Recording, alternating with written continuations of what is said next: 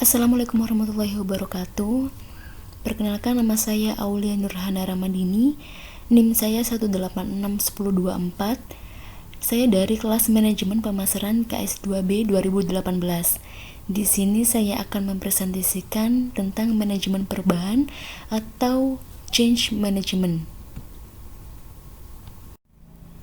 Manajemen perubahan atau manajemen of change adalah sebuah upaya dan pendekatan yang dilakukan secara terstruktur dan sistematis yang dimanfaatkan guna membantu individu, tim, ataupun organisasi dengan menerapkan sarana, sumber daya, dan pengetahuan dalam merealisasikan perubahan dari kondisi sekarang menuju suatu kondisi yang lebih baik secara efisien dan efektif untuk memperkecil dampak dari proses perubahan itu sendiri.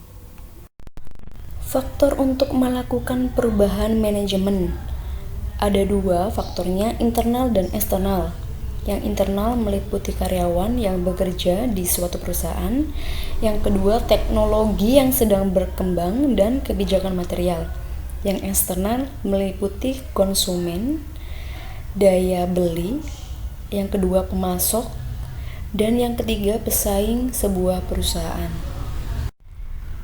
Apa yang perlu dirubah dalam manajemen? Yang pertama, planning atau perencanaan, yakni melakukan perencanaan mengenai tujuan dan target perusahaan atau organisasi. Yang kedua, organizing atau pengorganisasian, yakni mensinkronkan sumber daya manusia, sumber daya alam, sumber daya fisik, dan sumber daya modal.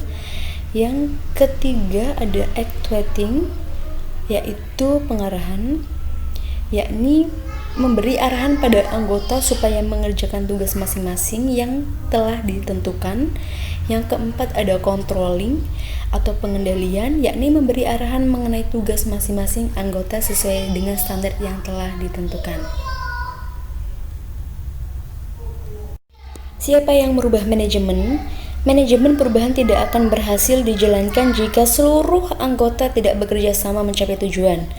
Jadi, mulai dari top manajemen yang meliputi direktur atau manajer, lalu supervisor, selanjutnya lower management yang meliputi tenaga kerja ataupun karyawan, di mana mereka mempunyai kewajiban yang sama untuk merubah manajemen.